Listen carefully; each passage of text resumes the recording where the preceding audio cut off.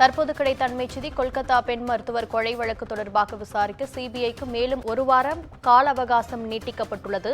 இதுகுறித்த கூடுதல் விவரங்களை எமது செய்தியாளர் காவ்யா வழங்க கேட்கலாம். வணக்கம் காவ்யா, இது குறித்த கூடுதல் விவரங்கள். வணக்கம் சுகன்யா. கொல்கத்தாவில் பெண் மருத்துவர் கொல்லப்பட்ட சம்பவம் நாடு முழுவதும் அதிர்வலைகளை ஏற்படுத்தியிருந்த நிலையில் தற்போது அந்த வழக்கு தொடர்பாக விசாரிக்க மேலும் ஒரு வார காலம் அவகாசத்தை சிபிஐக்கு வழங்கி உச்சநீதிமன்றம் தற்போது உத்தரவிட்டிருக்கிறது.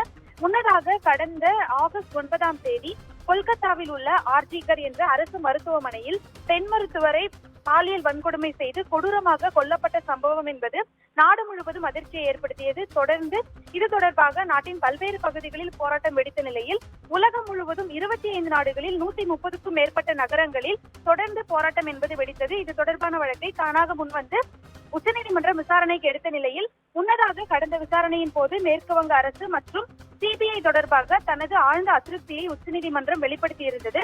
தொடர்ந்து நேற்று நள்ளிரவு முதல் தொடர்ந்து போராட்டம் வெடித்து வந்த நிலையில் தற்போது இந்த வழக்கானது பெரும் எதிர்பார்ப்புகளுக்கு மத்தியில் இன்று விசாரணைக்கு வந்தது.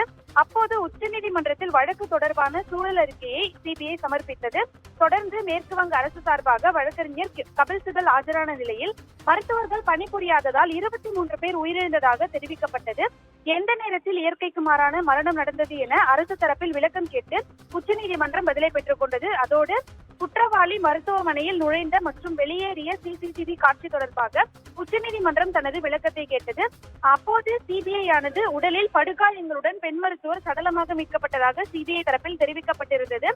இதைத் தொடர்ந்து வழக்கு தொடர்பாக விசாரணையை மேற்கொள்ள சிபிஐக்கு மேலும் ஒரு வார காலம் அவகாசம் வழங்கி உச்சநீதிமன்றம் உத்தரவிட்டது. பாதுகாப்புக்காக சென்ற சிஐஎஸ்எஃப் வீரர்களுக்கு உரிய உதவிகள் வழங்கவில்லை என மத்திய அரசு மேற்கு வங்க அரசு மீது அப்போது குற்றம் சாட்டியது.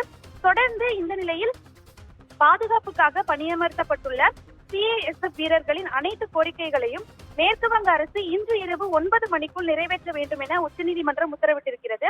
மொத்தம் 3 பாதுகாப்பு கம்பெனிகள் அங்கு பணியில் ஈடுபடுத்தப்பட்டுள்ளதாகவும் முன்னதாக கபில் சிபல் தெரிவித்திருந்தார். தொடர்ந்து அந்த பகுதிகளில் உள்ள பணியாளர்களுக்கு வீட்டு வசதி வழங்கப்பட்டுள்ளது எனவும் கபில் சிபல் தெரிவித்திருந்தார். அதாவது கேஎம்சிபி பள்ளிகள் மற்றும் இந்திரா மைத்ரி சதன் உள்ளிட்ட பள்ளிகளில் அந்த பாதுகாப்பு படையினர் தங்க வைக்கப்பட்டுள்ளதாகவும் தெரிவிக்கப்பட்டிருந்தது.